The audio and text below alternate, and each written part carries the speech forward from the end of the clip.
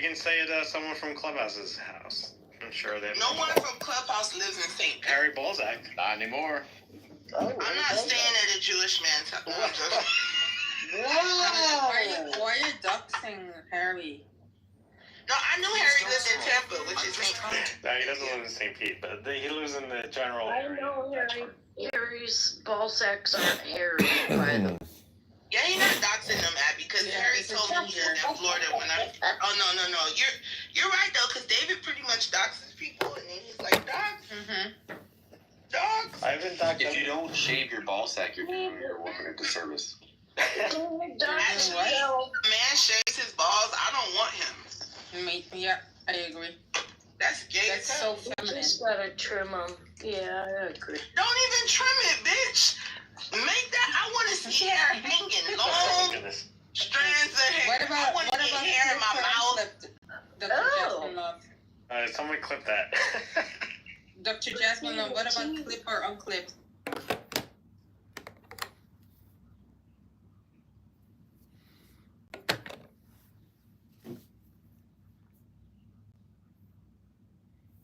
I said, bring knowledge. They didn't let you on stage knowledge? Yo, after that stage, he got These are afraid of knowledge. Well, as soon as Mike left, Literally and metaphorically. how Mike must be a meth head for how much, or he must have roid rage for how he was reacting. Is the only logical explanations. Hey, did you tell him I didn't want his money? Yeah, I did. I told him. So we're good. We're square. Yeah. All I wanted was that. I got my 100. What did he say when That was worth more than money, Mike. That was worth more. They were trying to say, oh my God, they did all that for He us. said he didn't run. And if you, ChatGPT, did Biden run for presidency in 2024? It says yes. No, I meant He ran. the reaction that he had to you saying you don't want the money. What was his reaction? The proof is in the I wasn't there. I wasn't Yeah, there. that's what I'm trying to say. So, Mike, when I told them that, and this is why respectfully, I don't take alphabet seriously, why I don't take it. They started trying to say, oh my God, did you guys see oh my God, this is homoerotic behavior. The fact he came in here and said, I was so sad. They got happy, This is why I don't take alphabet seriously. That's exactly why I don't take them seriously. For stupid ass shit like that. They try to say Mike is a homosexual because he came in there trying to collect his $100 from GOAT. They wish. Hey, check this out. My chick's brother is gay. Gay people like me, bro. I swear they do. Yeah, they do. They fucking like. Hey, you know what? Honestly, hey, I don't care either. To be honest, I have no problems with gay people at all. I'll just talk shit sometimes. I don't give a fuck. It's actually kind of flattering. It's like ha ha ha ha. But like at the end of the day, they can say what they want. They would want me, bro. I wouldn't want them. I get grossed out if I actually really start thinking about what goes on. Yeah. But like they would want me. Fuck out of here, homoerotic. Shout out to Mike. He's one of the. So basically, Mike said the gays want him, y'all. They do. They fucking do. Hey, my fucking. Hey, Can we get a confirmation here? Are there any? Wait, let Knowledge do it because I know what Knowledge is going to say. I was just going to say, no, shout out to Coco. I heard you, Coco. I'm talking about not so much on chillism. I heard that too, yeah. That was cool. Saying Hezbollah was supposed to coordinate with them, but they didn't because they didn't mobilize Hezbollah. They didn't because they are the opposite. Those are Shias, those are Sunni. That's why they didn't. Yeah, but I think they wanted to circle Israel all at the one time and overwhelm us. Overwhelm the Iron Dome. Everybody. No, that was the wish of Hamas. That wasn't the wish of Hezbollah because Hezbollah wanted they planned it for something way bigger. And if Hezbollah was attacked, the surprise to Israel was way, way bigger. We find out when we went into Lebanon the last time. Right, because Hezbollah wants the big credit for something huge. And Hezbollah had way better chance than Hamas. Hamas just an idiot, like all the Arabs. Nothing new about that. By the way.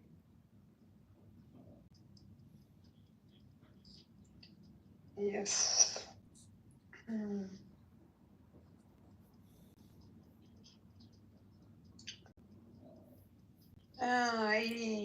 I think, I don't know why, It's so like, איך אומרים השקט לפני הסערה?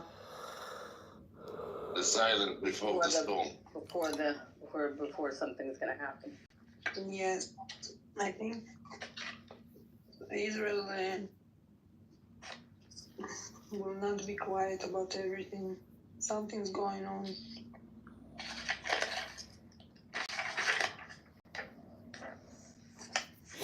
Well, thank God someone was wrong about the other day. I couldn't sleep the whole night. You know, when we thought something was gonna happen to the hostages besides the big fucking kiss. Who cares? You know? Oh, I think Yeah, they but think that. Someone thought that there was, because they Hamas was saying to the Gazans, come out for the big celebration of the release of the like something big is gonna happen. So a few people were feeling like something horrible, like really horrible was gonna happen. And I didn't sleep the whole night. I was up watching, and then I did fall asleep at 3:30. But it turned out, I think maybe the big thing was they made him kiss the guy that kissed the terrorist on the head or some shit. No, I think that the two other hostages that was there in the car over there, and we didn't know that it. We didn't know they were there till afterwards. Well, we didn't know. We saw the video. Hi, admin. Did you ask everyone to subscribe now to you?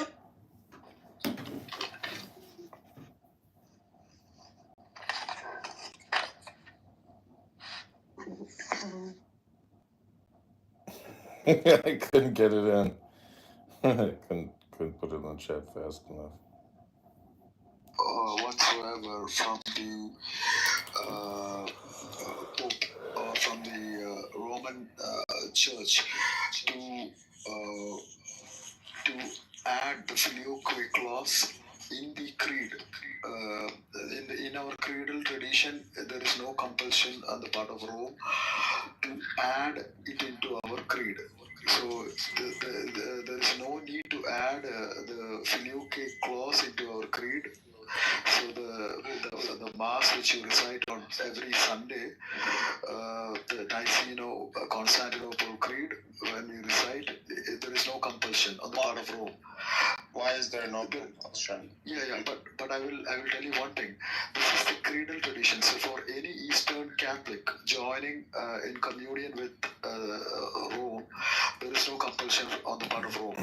But there is again a big but there. But the dogma of the filioque, that is binding, and that should be held throughout. Either you be Eastern or Western. If it's dogmatized, why isn't it confessed? At the same time, why is it no compulsion? Because it is. Yeah, I'll tell you. Because the addition of filioque into the creed is only a local Latin interpolation. It is surely a dogma. If you, in terms of dogma, or if you scan through the writings of the early fathers like Alexandrian tradition, like Athanasius or Cyril of Alexandria, all these fathers. If it's just local, then how is it dogma? Because dogma is universal. Yeah, it is dogmatized. It is also surely a dogma. It is surely a dogma, but in the original Nicene or Constantinople Creed, which is already formulated in 381, you don't have the filioque, the additional filioque clause. For this reason, we don't have filioque. But my question is, if it's local, then how is it dogma? If it's dogma, then how is it local? Yeah, it is dogma because it is already taught by asking how is it local if it's dogma. It is everything which is in the creed. It need not, every dogma need not to be what you call etc. Oh, yes, it would for the iris for the symbol. What is it? Archim, yoga, diamond, beaching, sailing, I subscribe to the creed. I subscribe to the theology of the creed also. So, in the theology of the creed, in the terms of possession, we hold that the filioque. But in terms of the creedal tradition, it is not binding on us. Yeah, but the creed is simply to confess your faith? And if it's dogma, why don't you confess it? That's my question. At the same time, how is it local if it's dogma? And why? If it's local, why is it dogma to begin with? If it is local, why it is dogma to begin with? It is already dogmatized. Means you can find this particular. Not already dogmatized. My question is, why is it dogmatized if it's local? It cannot be local. You don't have synodality. There's nothing called local. Yeah, what I'm trying to say is that everything all the theology need not to be represented in the creed. It is just a norm. It is just a symbol of faith. You're not getting my question. I do think we know, as an Orthodox, for example, if you look in history, we understand that it wasn't really well used in the beginning, to say so. Yeah. But when we look at the creed itself, is that when we look at the creed that they translated it from into Latin, we do know that creed they translated it from. I think it was during a meeting in Toledo around the 500s, yeah, where they translated it from the Greek, Koine Greek into Latin. And when it did so, the word "and" from the Son, or filioque, was there. We can discuss if it was, I guess I will say that it must have been a problem and an issue because they could not determine this change. Because if it's a local synod, it cannot change an entire council. It cannot be dogmatized. If it's a local synod, it cannot be dogmatized. At the same time, they let go of synodality because then they left the church and have their own, like one patriarchy, basically, which is all-encompassing. So you don't have but this is when we see when the schism occurred later on, when it was the bigger schism, in 1054. And that's where we can understand that they probably started using it much more, and maybe used that this is how we should have. I guess. I think in the beginning. Sorry. It still makes no sense because like all I'm getting is mind quotes and like confessions. Like we believe this. Okay, I understand you believe this, but now why should I believe it? So. No, I agree. How can it? No. It is not that it is innovated. We are not saying that the filioque in theology, it is not innovated. Even before the symbol of faith was formulated in 381, there are church fathers who have taught it dogmatically. This is what we are saying. This is what our position is. Even you can find the filioque even taught by Pope Leo the Great in 447. I can even cite that particular letter. Hello? What does that mean? There's people who taught a lot of things. It is what I'm trying to say is that it is not a purely Latin or it's not purely Augustinian who have expounded this particular theology. You can find it even in Greek fathers and Alexandrian fathers. The theology of the filioque, you can even find it in Epiphanes of Salamis, Gregory of Nyssa, Basil of Caesarea, Pope Leo, Augustine. Well, I see that's the thing. You can find a lot of things. You can find the opposite with all these people. I think this is a matter of your understanding of these texts rather than what the texts say. But it still is beyond reason to believe that it's local when you don't have any synodality. It's beyond reason to believe that it is dogma. Like that's not how it works. Even at the Second Council of Nicaea, it was already discussed. This was discussed at length, and even the Patriarch of Constantinople, Tarasius, held to the theology of the filioque. There are new. That's not what I'm asking though. Like that's not the. I want the reasoning. I don't want this that. Like what's the reasoning here? How can it mix? How do you connect the dots? Because the dots are not connected in my mind. It just there's no way to. No, what we are trying to say is that the addition of filioque or the theology behind the filioque is not, it's not new in 1054 or it's not new in 1014. Heresy. The Arian heresy is not new either. No. What I mean to say is that I can demonstrate even from the church fathers, right from the beginning, the theology of the filioque. Even you can find from the earliest creeds. From the beginning. Like for example, Toledo. Toledo is a local creed. You can find in the first council of Toledo, which happened in 400, the exact theology of Filioque. You can even find in the 16th council of the Athanasian Creed. The Athanasian Creed. Arians, because the Filioque was added in response to Arianism. So Arianism is also a heresy that was prior to the Filioque. So why don't we adopt that? It is not. It is surely a response to the Spanish Arianism that the Filioque had been added in the Toledo, then to counter that particular heresy. But the theology of the Filioque is already held by church fathers from. Arianism was already held by many. So, are you saying that the fathers like Athanasius, Saint Athanasius the Great, and Pope Leo the Great, and like telling me that they said it doesn't do much because these are our saints also. So you can't use my saints against me. Now my question is very clear. It's more about the reasoning rather than the belief. I don't care what you believe. I understand what you believe. Why should I believe it? That's the question. The response can't be, oh, we believe this. Oh, I understand that. But why should I believe? Yeah, why should you believe this? Because you have already dogmatized. It is not that we had held to the patristic tradition. How is it is only in... That's my first question. How can it be? Yeah, what I'm trying to... I'll explain.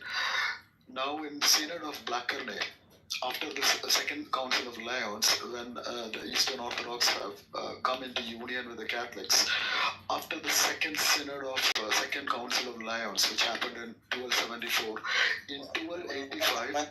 When did we come in union with the Catholics? When did that happen? That is, I think, during the Emperor Palaiologos, Emperor John Palaiologos, and the Patriarch at that time was Patriarch John Beckos, was the Constantinople Patriarch. Yeah, but how did we come in union with Catholics? I missed that. Yeah, all these things were discussed. Primarily, the Filioque was discussed. This was prior 200 years prior to the Florence. This is in the Second Council of Lyons, that is 1274.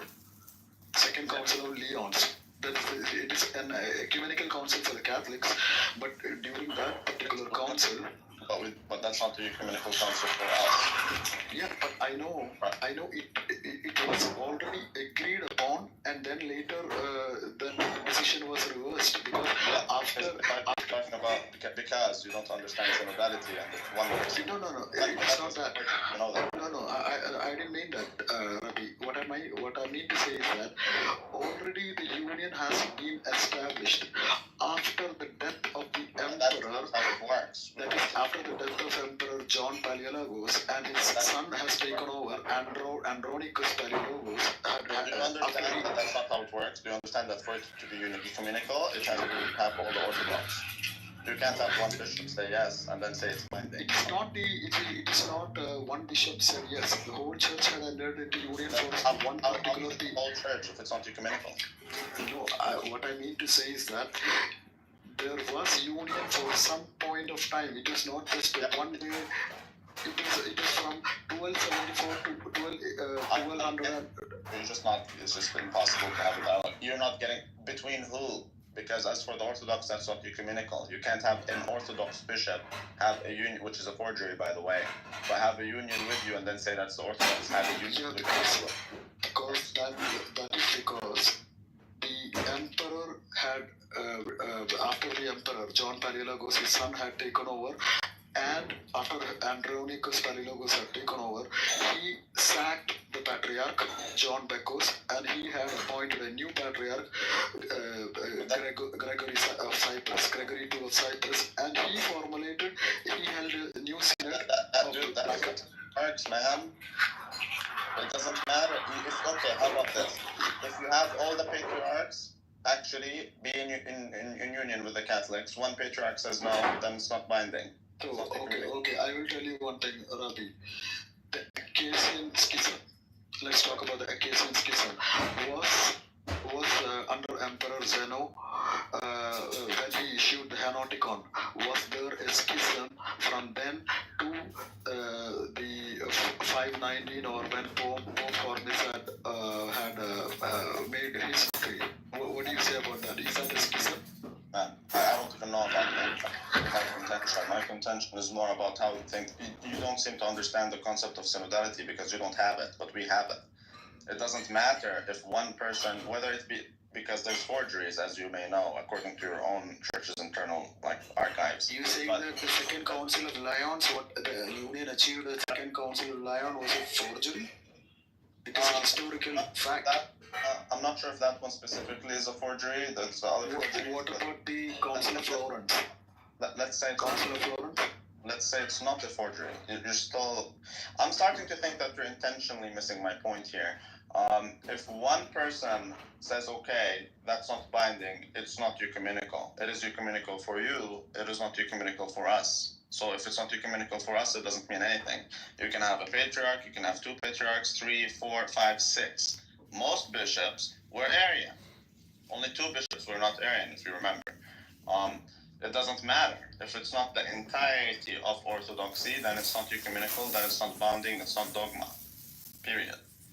So that's something you don't have in your realm, but we have it. So you can't say it is this way because that's how it's like for you. Okay, but it's not for us. You can in that case you can also say that Oriental Orthodox are also okay because they were not there in the Council of Chalcedon, or they were not fully present.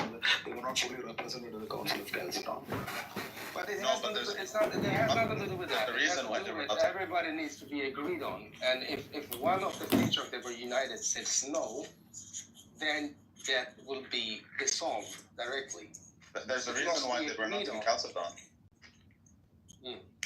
There's the reason why they're not in Chalcedon. Tell me why John Bacchus achieved union and that was reversed by Emperor Andronis Palaiologos and later. That's still the question here. Even if it happened, and even if it's true, and if it's not a forgery, why do you think that that's binding? Do you understand the concept of synodality? It's not binding. That is not my point. That is not the point I was trying to make. Now, after all this happened, there was a synod, which was officiated by. Exactly, synodality. The synod is local. It doesn't speak on behalf of the church. It speaks on behalf of a local church. That's not how things work. That's what I'm trying to explain to you. Yeah. What I'm trying to say is that there's a local synod that is held. That is a synod of Blackernay that is held by the patriarch, that particular patriarch of, and they have dogmatized their position. But they don't get to dogmatize. They don't get to. That's not how it works, dude. That's not how it works in the Orthodox. Are you saying that the Orthodox Church haven't dogmatized this issue on the filioque in Synod of Blackernay? That is a done deal for them. The Synod can't speak on behalf. Do you understand what dogma is? What is dogma? Yeah, it is all certain truths which have to be held binding. How can a synod dogmatize something and say it's a certain truth if only ecumenical councils are infallible and hence dogmatized? So you're saying that the synod? Okay, what about the Palamite councils? Are they dogmatic? Palamite synods, are they dogmatic? Long time. The decisions on the synods, are they dogmatic? Some positions of synods could be dogmatic if they become ecumenical. I hate to interrupt, but this is like children at McDonald's arguing over nothing. Like, what does this have to do with Jesus Christ? My God, you guys are going to drive yourselves crazy talking about.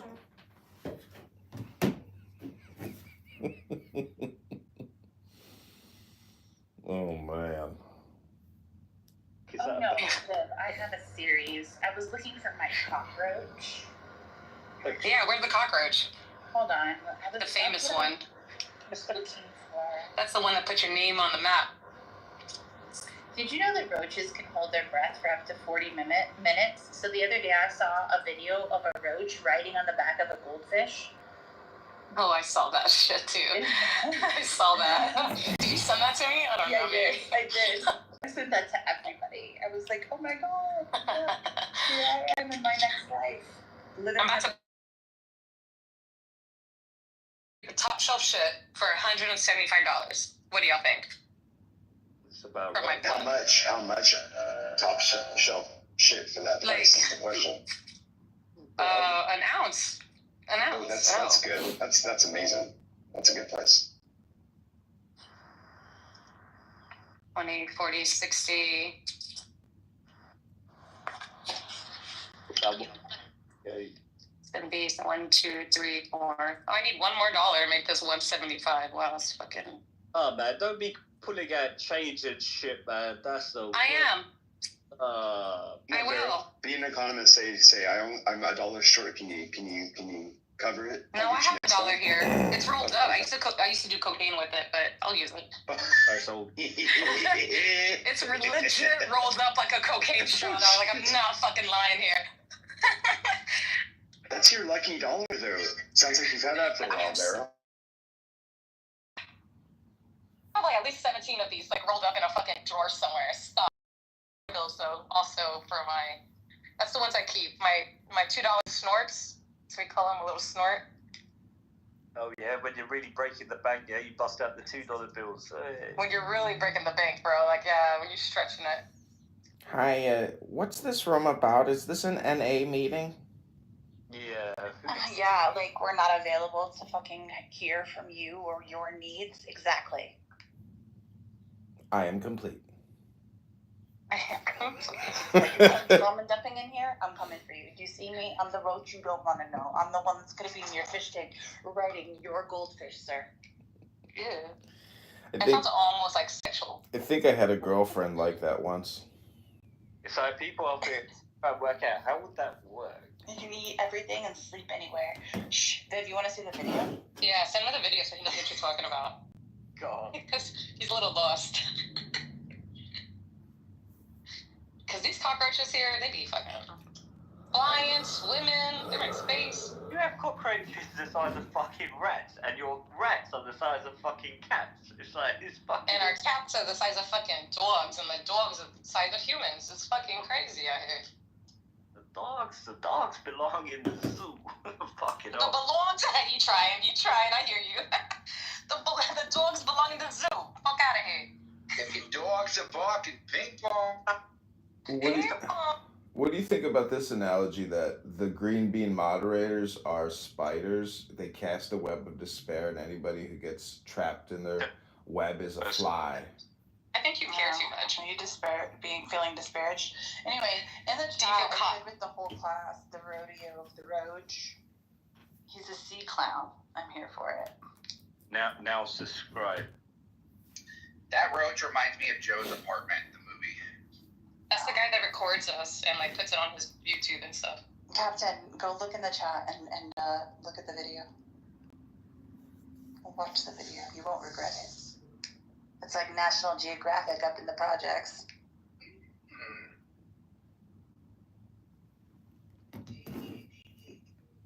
Okay, Highway Patrol, I see you trailing me for the last 20 miles. All right, enough is enough. That's when I pass them or get rid of them. I say, okay, you're not really gonna pull me over. They're your cockroach. He's behind me, actually, so I'm just waiting. Oh. Are you going over the speed limit at all? What's that?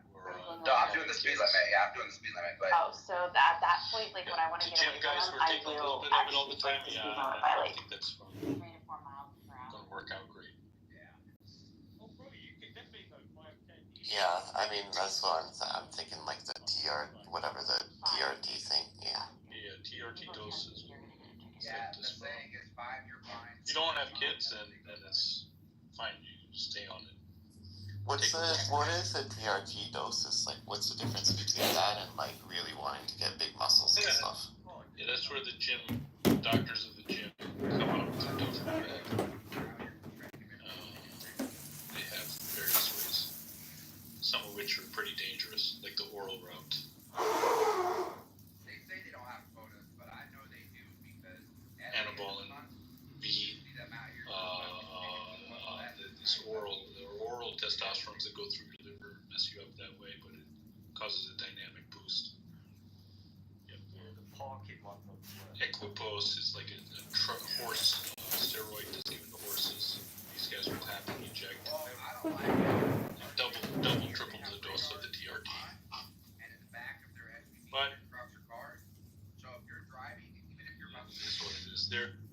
gym doctors are smart. They know even how to cut the side effects with the aromatase inhibitor, and they'll have their whole.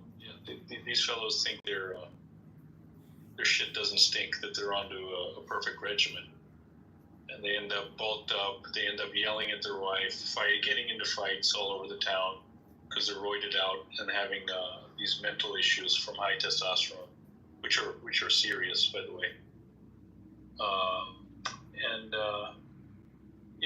They're looking at themselves in the mirror all the time. You're spreading misinformation about the bodybuilder community, Evil. I can tell you one thing because I play Brazilian Jiu-Jitsu, right? And so being athletic and then bodybuilding is so vastly different from one another. I know like some of the older guys that I play jiu-jitsu, they do they say TRT doses, right? And they don't look too different from me. They're but they're like 50. Oh, like 50, Yeah, so they're just on TRT. That's fine. They're already done having kids and everything. Yeah. As a 35-year-old, you can't just go on TRT. You've already got the capacity for deep, good testosterone. Right, and so unless you're a MMA fighter, then those guys go on because you want to get recovery quick. Well, that's what these guys on TRT say. Like, if they go off of it, they have to take off a fucking week between training, right?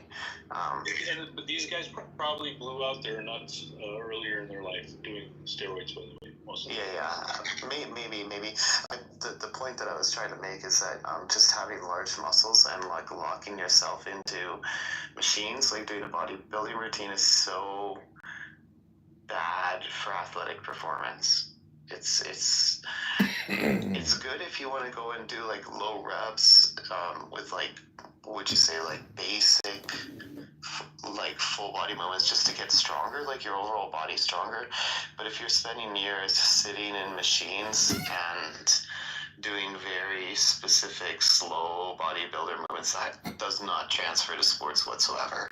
And then a lot of these guys, unfortunately, like their cardio really sucks. Okay, you got this. They're a little bit strong in just like very specific areas. Okay, you got this. But they're not coordinated. They're not coordinated. They're slow. It's true. The whole thing that they're like, I don't know. I'm just saying like sports is so much. Oh, too much. Maybe there's like 5 or 6 aspects of sports, like cardio, because they would have had to listen. Speeding up, slowing down, memorizing movements, doing so many other things that bodybuilding does not even address whatsoever. Nothing at all. None of that. It's not. You do you.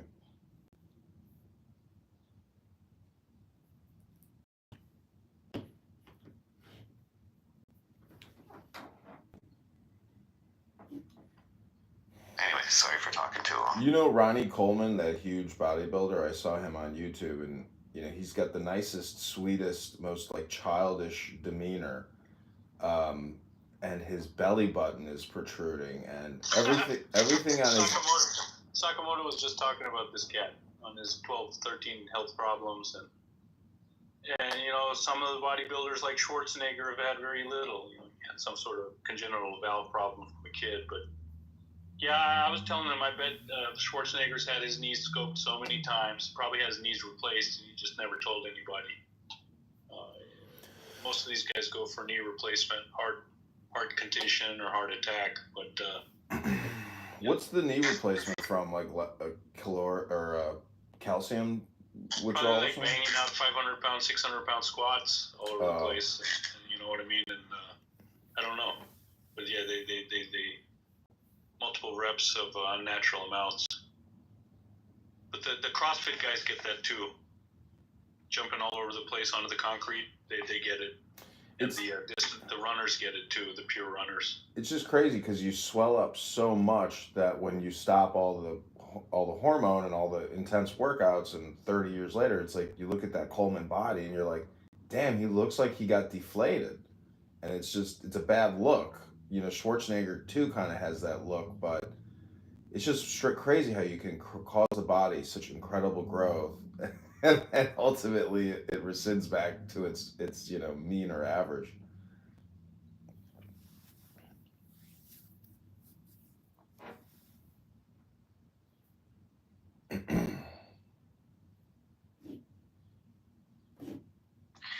Yeah, I don't know. I like sports.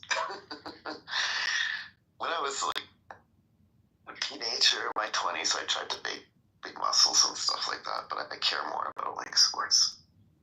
Flexibility is huge. I mean, look at guys like Tiger Woods who can produce all that torque. I mean, it's truly flexibility plus muscle mass plus concentration. That's another one. They've had dramatic amount of surgeries and beaten up cartilage, beat up everything. Even though you'd never think from just golf, but most of these golfers are on ibuprofen from the mid-30s. I know of a pro on tour, and they say it's like everybody's got back and knee problems.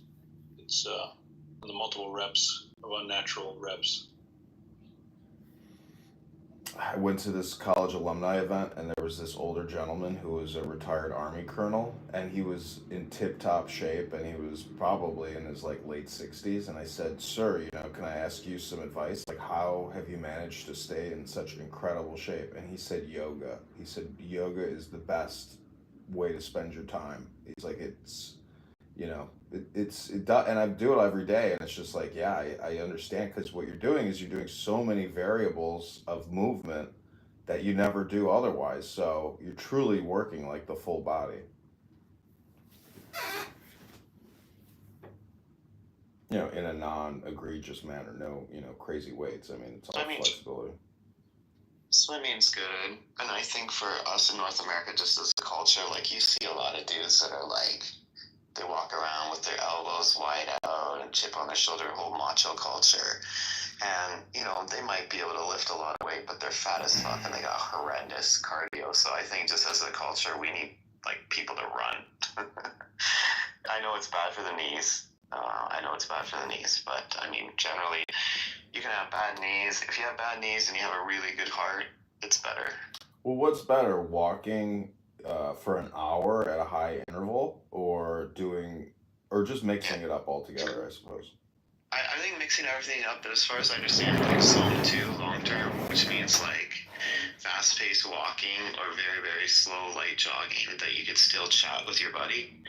Doing that like for an hour or 2 hours every day is the best. So zone 2, like 1 or 2 hours a day, I heard it's the best for your heart over the long term. Yeah.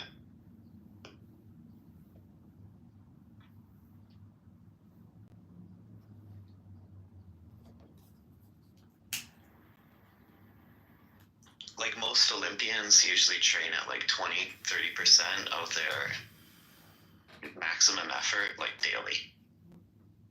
They don't go in the gym once a week and try as hard as they can and then wait another week and then try as hard as they can. That's like the worst thing you can possibly do. Even like in my sport, like the very best like jiu-jitsu guys, they train every day, but really, really, really lightly. It's amazing how the environment can dictate your workout.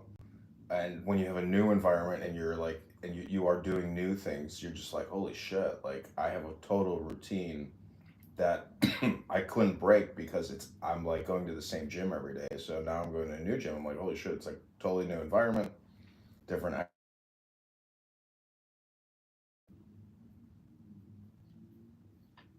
Yeah.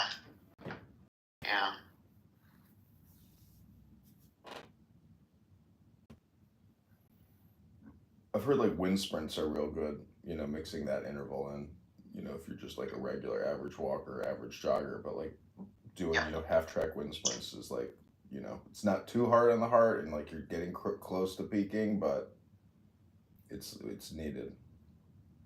Yeah, it's good. There's a dude, he's a professional, would you say conditioning or aerobic, like stamina athlete for MMA guys, and he's got a book, his name is Joel Jameson, and he's got a book called 8 Weeks Out, and it's a general plan for like overall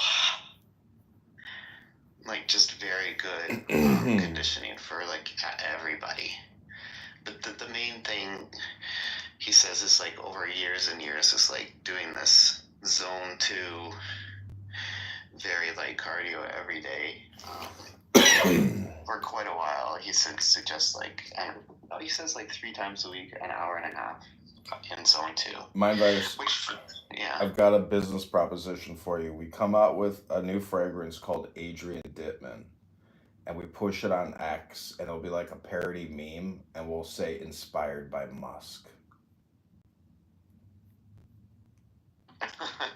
Yeah, maybe. Sounds good.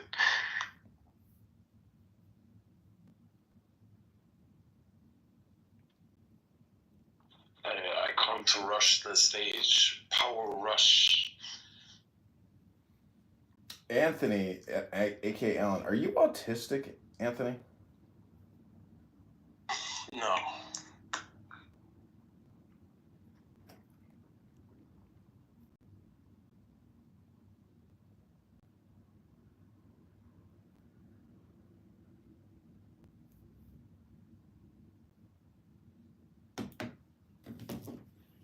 Power Bull Rush.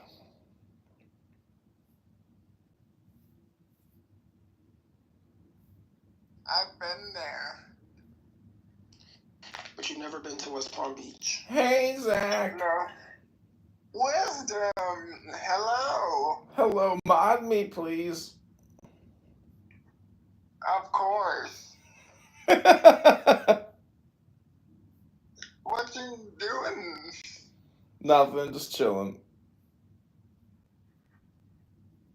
Welcome I'll to invite the people. room, Wisdom. Thank you. Is Abby Eba on? Is the crew available? Is Bussy here? Let me ping him in there. I'm pinging. Wisdom. I am pinging. I'm blocked from so many rooms now that I'm gonna have to create a new burner account soon. Really?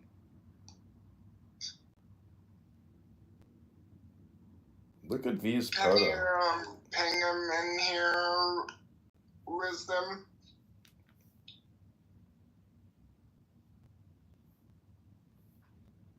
Ping them both in here. I did. I pinged everybody. Hi, V.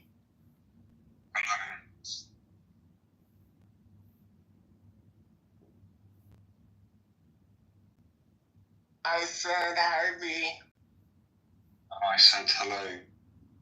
Where are you from, V? I'm from the UK and I live in Germany. That must be exhausting. Why? UK. Why would it be exhausting? Why did you Got say it. Michael. Hello.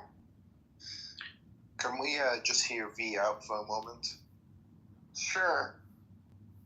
Yeah, V, you were saying before she cut you off? It's been some man with you fool. No, you. Like you were saying something before she cut you off. That's not a she though. No, I said goddess, not you. Not Zach, sorry. Hello does not cut people off. It's just hello. Danny's My favorite person in the whole world in this room, guys. My favorite person in the whole online world is Zara. I love Zara. Can you just let V finish? Yeah. Oh, for heaven's sake, there's no order in this room, is there? Please stay on mute. Yeah, V, you were saying, continue. I don't want to anymore. It's okay, man. He was about to complain about Germany and UK. I just wanted to hear it, you know. Also, FYI, everyone, Danny's recording the room. Goodbye.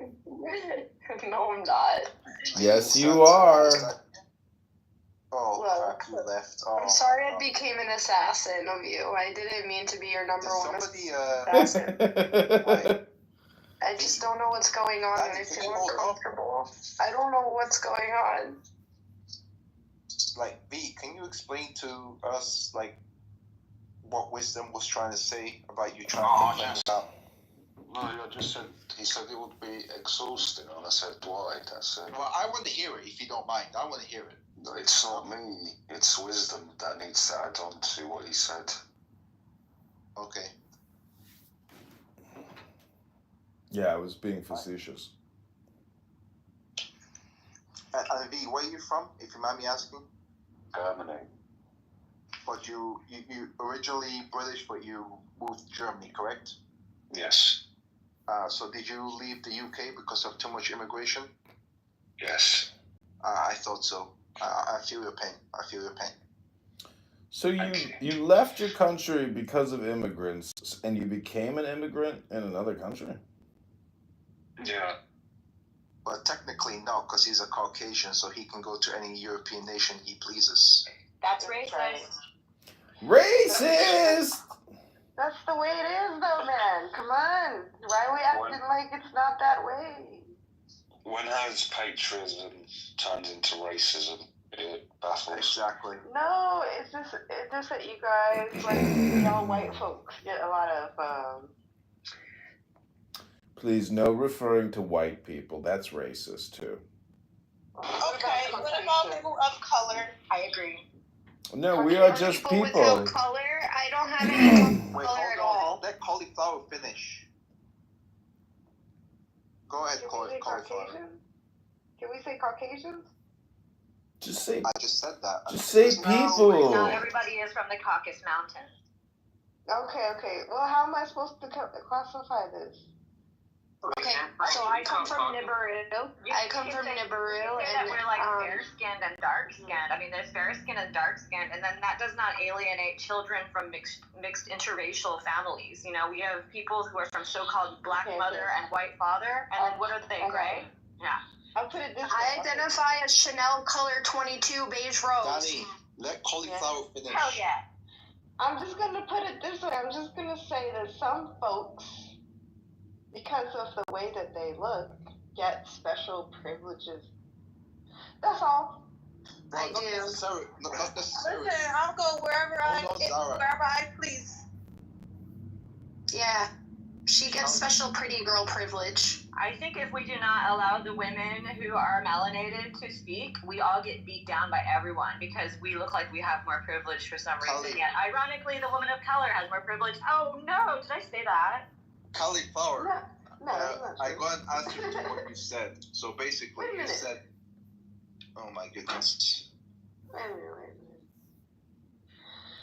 What? I thought we're not supposed to say color or white people, and then Goddess just said people of color. Well, it's a bitch to speak anymore because the colloquialisms are so thick on the ground.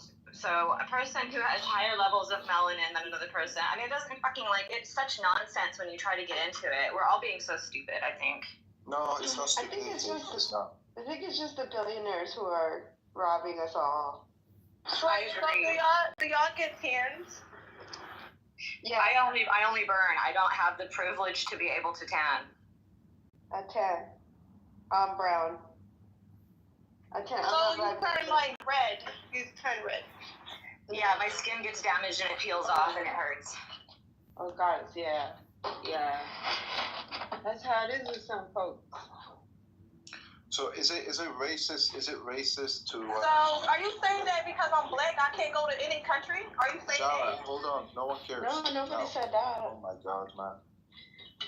But they're gonna reject your immigration application before they reject other people who have different skin colors than you. If you're like a coke baron though, and you've got like millions of dollars, they will let look other people anything. talk, guys, please. Yeah. Stop hugging the mic. B, you were saying something? Some cultures are more disruptive than others. Yeah, Zach, give me the moderator. One mic. Horse. Yeah, you're right. You're absolutely right. Some cultures. So the only one that would be able to go is my aunt. Because she's... Can you stop muting people? Stop doing it. He's muting everyone, Zach, give me the mod. My aunt. Zach, give him the mod. Blue eyes and blonde hair. Like. Yeah, give him the mod. Please, Zach. You ladies need to shut up. No joke. Why? Because we're telling the truth? That's sexist. No, because you sound like stupid bitches. That's why. That is just how you say You're it. the stupidest bitch ever. You think Polo Association is Polo Just kick him out, Assassin. please. Get him out of here. Still fucking remember this Right, bullshit. I'm gonna kick him out. I'm gonna kick him out. Yeah, fuck you, motherfucker. You're a beaner too. But you smell like shit. Stupid beaner. No, why did you make her mod? Why'd you do that, man?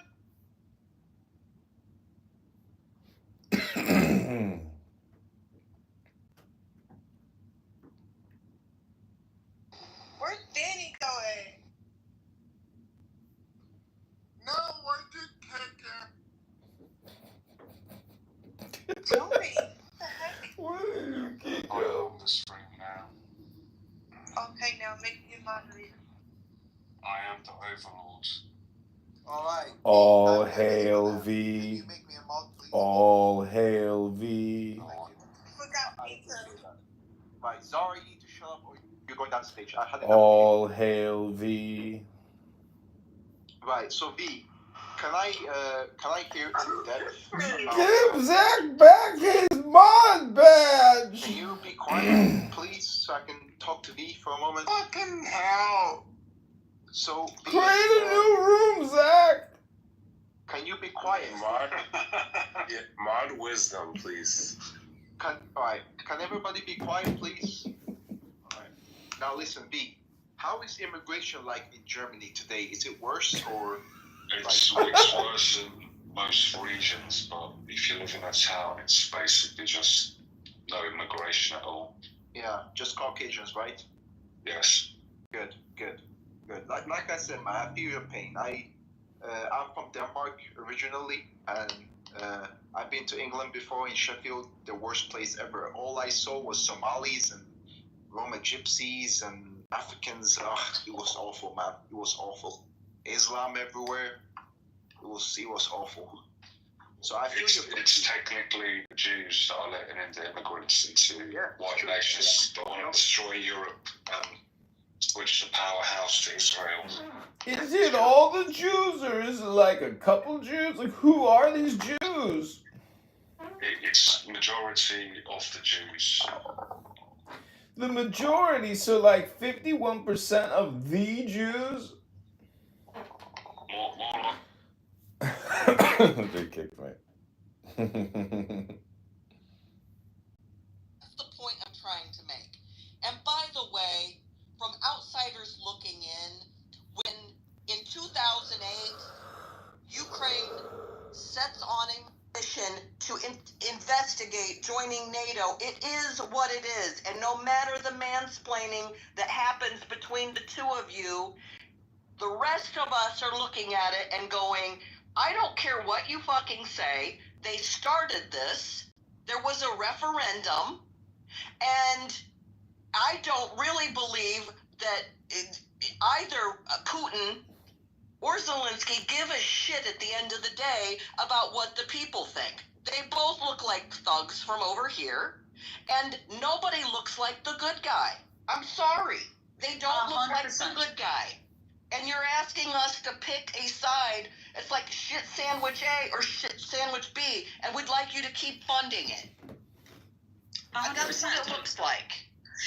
And it's what I was saying before, that the fact that in this case, for example, I support Russia's position, it doesn't mean that I believe that Russia is virtuous. But neither you can sell to me the idea that just because Ukraine happened to be on the opposite side of Russia, that they are virtuous either. So I think that both countries are run by thugs. I think both presidents are dictators, and I think that a lot of shit is happening in both countries. Now, my only claim was to Andre when he was talking about the intentionality behind Ukraine joining NATO, and this is the only reason why I brought up this letter, because just sending a formal letter with the letterhead of the government of Ukraine is already showing intentionality. Whether afterwards it passed a referendum or it passed approval from the members of NATO or not, that is another question. But the intentionality was there. And yes, of course, they are individuals. They are not the people that run governments are people. They have emotions. reciprocity. But this was not an informal conversation they had on the phone where they were having a couple of drinks maybe over a bar, and it's like, hey dude, by the way, what are the rules if I wanted to join NATO? No, this was a letter that was formally sent with the letterhead of the Ukrainian government asking for the directions on what they require to join NATO. And that shows intentionality. That's all my point. Okay, great. So, the facts on the ground are that the president and the vice president of Ukraine have submitted a request for Prime Minister, submitted an application for joining NATO. They were not only denied by the NATO. No, that's not the claim. They didn't submit the application. They requested the application. Requested the information about the application. Correct. Okay. Correct. Cool. Now, what else do we have? We have the NATO members denying them even the MAP application, right? In Germany and France. So the claim that NATO, the NATO it was trying to get into Ukraine, false, because NATO members have denied MAP, even the preparatory application for Ukraine. So that claim is false. Secondly, no, the claim that they requested is not false. Isa, listen carefully. The NATO was not trying to expand into Ukraine. When Ukraine even asked for general points about the applications, they were denied. They were never given the application or chance. Okay, so whoever says that NATO was trying to expand eastward, through Ukraine, false. No, Andre, this has more nuance. They might have not had the expansion intention in 2008, but that might have changed later. So let's talk in the timeline. Back in 2008, you're right. Back in 2008, you're right. I love how it changes. It's her club, it's her room, and you're over talking. Yes. I'm not over talking. I was the one talking.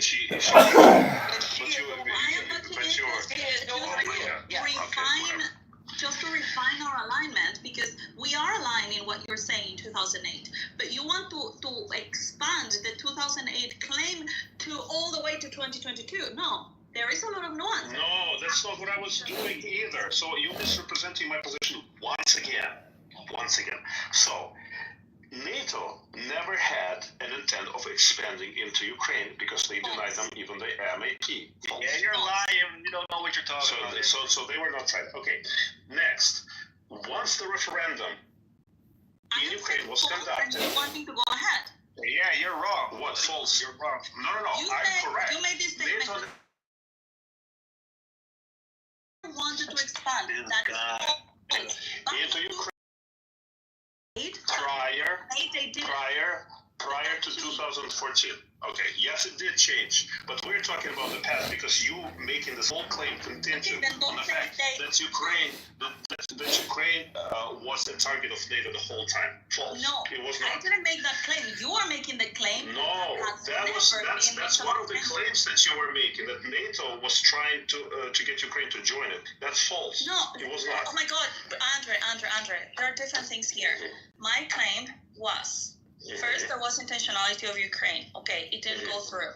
Then my claim was afterwards that the Biden administration and NATO, they were pushing since 2018. That is irrelevant. Completely irrelevant. No. Yeah. I agree. I'm not changing. I'm not challenging this claim because it's completely irrelevant to this discussion. It's not irrelevant because it is irrelevant, and I'll explain to you why. Because the narrative of Russia was that the reason why they started the war in 2014, which is 4 years prior to what you are talking about, obviously, right? Chronology here, is that NATO was trying to expand into Ukraine. So his claim is false, and his pretense for the war is false.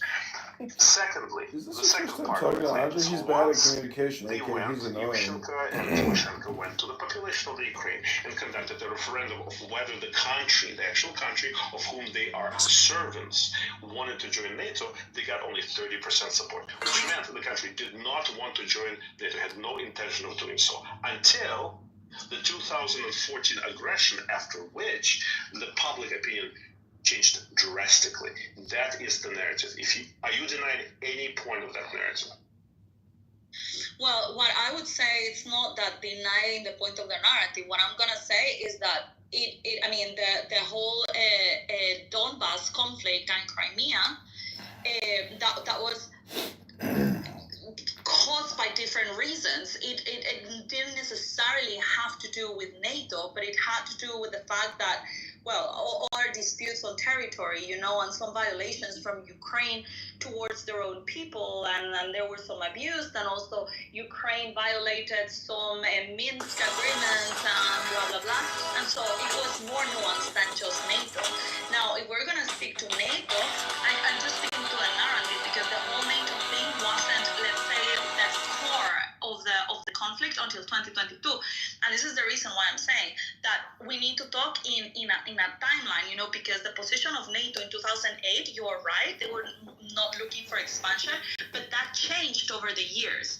And at some point, it was being encouraged by the US, and that was the narrative that was sounding since 2018 in Putin's ears, and he was saying, no, don't do this, don't do this, don't do this, and they kept insisting. So, I think that this conflict is very nuanced, dude, but just making the flat claiming of NATO never wanted to expand, therefore anyone that makes that claim is completely false. It's conditional. Never wanted to expand until Russian aggression in 2014. Until that time, they did not want to expand. Now, let's look at what you were saying later. So the conflict with Crimea, right, and Donbass area, that had nothing to do, you said, with NATO, right? One of the claims of Russia was that the United States was building a NATO base in Crimea. That is officially was the position of Putin. How they call it, a buffer zone or something like that. False. Something like that. That's a false claim. That's a false claim, because they had absolutely no jurisdiction of building any NATO bases on the territory of Ukraine, because it was not a member of NATO. Okay, so once again, pretenses for the war, pretenses for this conflict, pretenses of trying to chop off some territory from Ukraine were all false. Those were false claims by Russian propaganda. Do you deny that? Well, no, continue. I'll tell you later. No, but my just so we're clear, right? My position right now is that United States did a gross mismanagement of its money by having absolutely no control of how it's distributed, what it's going to, and there's like billions of dollars, multiple billions of dollars lost in the process through corruption. They were dealing with a country that is a corrupt country. Right, so I think that process needs to be completely restructured, and frankly, Europe has to pick up the bill for Ukraine, because Ukraine is first and foremost protecting its borders from Russia, not the United States, but United States' interest in Europe, but Europe is directly in the line of fire from Russia, so it should be picking up the bill. So all of those points, this is part of my position. Now, in terms of how it's presented, that it's not Russia's fault, Russia is just defending itself. That's Ukraine want everyone bullshit, else's money. because Russia has been talking about restating the Soviet Union ever since it fell apart, from the very beginning, from the 90s. The very CIS agreement was an attempt to, reconcile those countries, specifically, Belarus and Ukraine, into a single economic zone. It's failed.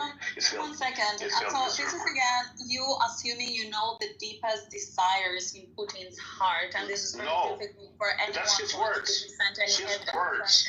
And No. from his words, No desires. From his words, also what he has said is that those who don't miss the USSR have no heart, but those who want it back have no brain. And this also has Correct. from his lips. That's metaphor that brings nothing to his point of view. Now, that's what metaphoric language that brings absolutely nothing. There is, hold on, what you are saying, that there is no evidence of this stuff in the how did you call it, I'm losing my words. I'm trying to do too many things at the same time because I'm trying to share a link. you say that there is no evidence of the U.S. ever building anything in the Crimea and Donbas region. Like, what year were you referring to?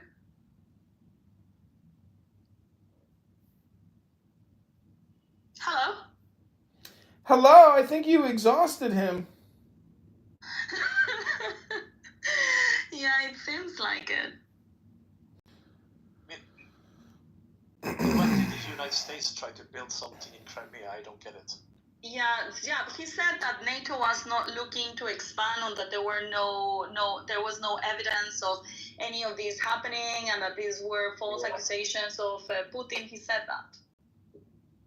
Just look what happened since 1991. NATO expanded because I found an article from 2017 actually, and I put it in the chat, which actually is talking about the building of Operations Center on the Black Sea coast, which actually proves that there is intentionality what happened in 2014? Of the expansion that Putin could have taken as an aggression, towards his national security. So I'm just asking Andre because I don't know what year he said, and this one is from 2017. But Isa, the problem here is that you're ignoring what happened in 2014 when Russian troops entered Crimea and Donbas and Luhansk. They took over the territory. They pretended to be green little men, but they were in fact Russian troops. The European court has established this with evidence. This is established. This is fact. So to say that, in 2017 talks about NATO, this is bullshit. Of course they want to be part of NATO because they've seen the Russian aggression. It makes perfect sense. And I kept saying this repeatedly, that, there was no intention of joining NATO from Ukraine until Russian aggression. After that, yes, it changed quite a bit. But what do the people want? What do the taxpayers want? What do the voters want? Well, there was a referendum. You guys talk about referendums. Crimea, there was a referendum. Correct. And the people decided to go away from Ukraine. And then you're big on the referendum, so That's right. Well, are you serious about your referendum bullshit or not? Yes, it's not bullshit. Okay, then people they're real over here, but not real over here. Which ones are real, Andre? I'll explain to you. Tell us which ones are real. One is conducted under the guidelines. One is real, one isn't. Stop interrupting, Al. Stop interrupting. Yeah. And that's a good point, Al. International bodies. Cherry picking. No, it's not cherry picking. You don't even know what cherry picking is. But the second one was conducted without any access from the international community and was not certified. So that's the difference there, if you didn't know. And the other one was also Ukraine. Yeah, the other one was certified. Really? I'm reading here about Yeah. It's complete ignorance about the United States and Russia. You're equivocating between the two, as if a referendum in the United States is the same in Russia. These are two separate things. These are not the same countries. Sorry? Of course, because you don't like Russia. That's because because Putin has been president for over 20 years. And the Russians are happy with it. Let them. No, they're not. They don't even have the opportunity to do anything different because all the opposition becomes Dude, you don't get to say what people do in other countries. You don't get to say what are you talking about? I'm talking about what happens to the people who oppose Putin. They die. That's the problem. Looks like that's the exact reason why you can't take anything. What happens when you oppose the government in Ukraine? Oh, you know what happens, Em? You seem to be knowing what happens. You tell me. You tell me, Tim. No. You're the one making the claim. You know that something happens. I didn't make any claim. I'm asking you. Yeah, I don't know. You tell me what happens. That was a question. Do you understand the difference? Yeah, and I'm not going to provide you any evidence for your claim. Oh, okay. Okay. So what happened? Why is that a relevant question if you can't provide any reasons why you wouldn't be able to trust the government? Why should I take it seriously? It's just a question. It's not a claim. Tam, It's not evidence. calm down, Tam. Ella's making the point that it's a shit sandwich, and everybody knows this is a shit situation. So all of this deflection and denial of personal responsibility and trying to come up with a peace solution, you're full of shit, man. This is a shit sandwich, and nobody wants to eat a shit sandwich anymore. American taxpayers are not going to keep paying for the 51st state of America. Sometimes now you're just completely garbage. Okay, because I don't agree with you. I'm sorry, but that's my opinion. This is a rare one. So I am reading about the Minsk agreements that took place in 2014-2015, which provided Donbas a special status, and they were being provided self-governance, and this was, of course, passed through a referendum, which you guys love, and so Donbas was going to still remain part of Ukraine. They were going to be self-governed, like they didn't want to be part of the government of Ukraine. And what Zelensky did is that, well, Zelensky or the government of Ukraine, they didn't give a shit and they bombed the shit out of Donbas, right? And so they broke the Minsk agreement, and that is when, well, the shit continued to happen until Russia took control of it. But it was Ukraine breaking Lisa, are you aware that what comes out of... Do you think that Russia are trustworthy? Do you think that their way of maybe governing... not, but I don't believe that Zelensky and Ukraine are trustworthy either. So okay, but this is the problem with you, that you're trying to devilify Russia while you're trying to sanctify Ukraine. And I would have more respect for your position if you would acknowledge that Ukraine is also run by thugs, and that in Ukraine Zelensky also prosecutes his political enemies. He has killed them and he has imprisoned them. And if you would acknowledge these things, I would maybe... then maybe we could talk about the facts instead of questions. So the issue here is that you're equivocating between the United States and Russia when you say that they held a referendum. And look, this referendum shows that they wanted to be part of Russia. They wanted to be their own independent little republic. And I'm asking you, do you actually trust what the Russians are saying? Do you think that they would have any reasons to... falsify this? Do you have? Listen, at this point, do you think it was a democratic election? At this point, my answer is going to be yes, and I'm gonna tell you the reason why. Because in the whole West, including where I live in Europe and the USA and other countries in the world, Russian media has been completely banned. So when you not you, Tam, but like when someone is trying to oppress someone's voice, it is because it's not in the interest of them, or they're scared of the information that might be coming from there. So at this point, my answer is going to be yes. I trust more the Russian media simply because they're being banned. And if they're being banned, it actually turns on my alarm of like, why do they not want me to know what is coming out from Russia? Including even the one-on-one interview that Tucker Carlson went to do a year ago to Russia, that he was threatened by the governments of the Europeans and the US government in order not to go to Russia. And he, as a free citizen, has the right to sit with whomever he wants. And everybody was against it. Why? Why are people not interested in getting the exact words out of the animal in himself, of Putin? Why do we only want to trust the narrative of the fucking media instead of listening to the man that is running the country? So, but let's just go back to you're pointing to that banning of Russian media or Russian state media is somehow like evidence of your position, that it somehow strengthens your position. No, that you're telling Russia me is in the right. what do I believe, and I'm telling you what I believe. I am not saying that that is the total truth or not. I don't know what the truth is, but the fact is that if you just want to brainwash me into what the media wants to tell me, and you're not allowing me to make my own opinion, I am going to doubt your position, because it's clear that you don't want me to listen to the other opinion. I don't know why. And so Let me cite you the reason why RT came about in, this is sort of, Margarita Simonyan, she's the editor-in-chief of RT. She says that conducting the information war against the entire Western world in 2008. In 2008, we were conducting the information war against the entire Western world. She defends RT by comparing it to the Russian Ministry of Defense. Same source. Why does the country need it? Why should I, taxpayer, support RT? For about the same reasons as the country's defense ministry. So, when is this information war being used? In critical situations. War, for example. Why is RT trying to build his audience to fight the next information war? Like Georgia, it never got better.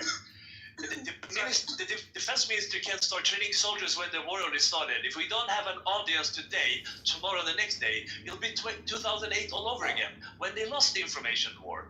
So, in other words, they want to have more English speakers that works on their behalf, that are clearly working for the Russian Ministry of Defense. This is exactly what she's saying. So it's basically a weapon of the Russian states that works on behalf of Putin. I'm not saying that I think there's all kinds of problems actually banning the RT and everything, because what's going to happen is you're just going to have them going, you're just going to push it one further step away. So you're going to have people like Jackson Hinkle, Syrian girl, and many others who will work for them, but it's just hidden. It's not transparent. So I think you're just pushing the problem one step away. So I don't know, but I can definitely see a reason why RT was banned. I don't think it solves anything though.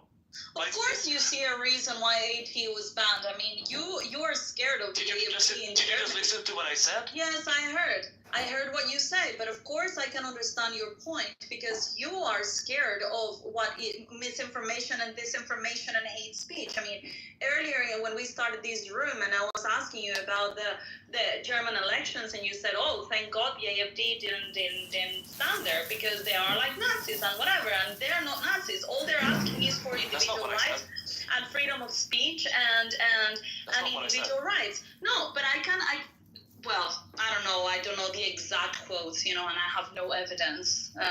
But this was kind of like what our conversation was in the line. So yeah, of course I can understand that you are comfortable with media being banned. I am not. I didn't say I was. I don't really know. You said that you can understand why this media was banned. This just came out of your mouth right now, like 5 seconds ago. Understanding, is that the same as say that, yeah, it was a good idea? Did I say that? No, I didn't. Well, so I didn't say that. So why are you putting words into my mouth? I didn't say that. No, you said that you can understand why the media I can understand. I didn't say that I support it. Understanding is not the same as supporting. Well, but then what kind of justification can you make in order to understand it? The one that I said, I can understand why, because they are working on behalf of Russian Ministry of Defense. Well, they are part of the war that's being waged on Ukraine right now. Yeah, exactly, because you are looking to protect Ukraine's reputation against what could be said by the Russians. But the fact is that they're keeping the whole West in a fucking bubble where people are not able to make up their own minds. And if the world was not afraid of how bad Ukraine might look, they wouldn't be banning any media. If they had 100% of the truth on their side, they wouldn't have the need to ban any media, because then the truth would just fall, the lies would just fall on their face, They would trip on each other. But what I see here is a very clear indication that actually the moves of Russia, and again, I am not justifying every move, but if we look at Donbass in 2014 and how it was broken, the Minsk agreements, by Ukraine, not by Russia, there was a referendum that was violated, so very anti-democratic from Ukraine. And you see the timeline, and then you see the whole NATO stuff, which I was told that there was never an intentionality, and I just proved you that in 2008 there was an intentionality. So all of these things add up. So again, I'm not saying here who is in the right or who is in the wrong, because I think both are thugs, and I think that this could have been resolved differently, but I also can understand why Putin decided to launch a preemptive attack on Ukraine.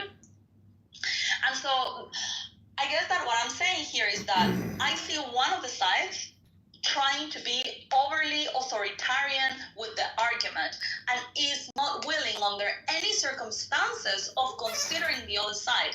And this all stems from a very manipulative media, to the point where they feel that they have to ban the other source because it can be detrimental, to the reputation of Ukraine and the West, because the West has been behind Ukraine. For obvious reasons, though. For very obvious reasons, because not because they're moral, definitely not. My obvious reasons is that they are antagonizing Russia since forever. The U.S. has always seen Russia as a threat. No. And so yes. Not true. Not true. Oh, dude, that's the whole point of NATO. Protection from Russia, because they have seen Russia as a threat. Like breaking news. I hate to interrupt, but breaking news. Donald Trump has posted on X and on his Truth Social. He wrote, "The goal of seeing the war end, I emphasize the importance of vital critical minerals and rare earth deals between the U.S. and Ukraine, which will be signed very soon. This deal, which is an economic partnership, will ensure the American people and taxpayers recoup tens of billions of dollars in military equipment sent to Ukraine, while also helping Ukraine's economy grow as this brutal and savage war comes to an end. At the same time, I am in serious discussions with President Vladimir Putin of Russia concerning the ending of the war now, and also major economic development transactions which will take place between the USA and Russia. Talks are proceeding very well." Amazing. I love it. Yeah, normalizing the relationships between Russia and the United States afterwards. That's a great way.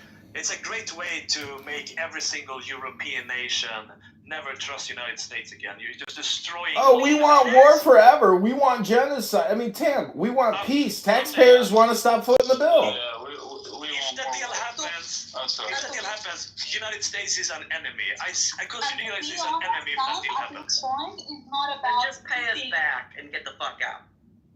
Well, yeah, your prosperity going to the bottom. It's good. I'm gonna hate United States if that happens. I'm serious. I have been a strong supporter of the United States, but my God, I'm gonna hate United States.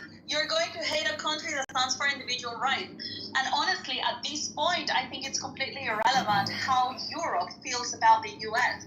It's more about how the US feels about Europe, because Europe has always against individual rights, against freedom of speech, against democracy, against Greek philosophy, against Roman law, against Christianity.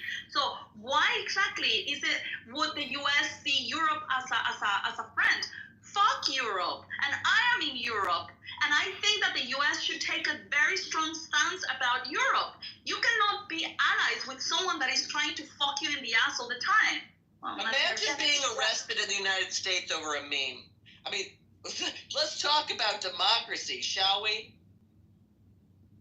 I will be a China supporter if that deal happens, I'm just saying. You probably already are. Good. Okay. Maybe then you will understand Russia better. What I don't understand is, why do you think that anyone or America cares who you support? I mean, most people want peace and security in their life, not forever war and propping up bullshit tyrants. I don't understand your point at all. I mean, why aren't you part of a peace movement? What about financial stability? I think, oh my God, China. I'm just gonna say, I think Tom rage quit. He did. Tam is a bagger. He took his ball and went home. And without the Chinese, all of you motherfuckers are buying shit from Temu anyways. No, I don't. You are a Temu motherfucker when you buy shit from Amazon that comes from Temu anyway.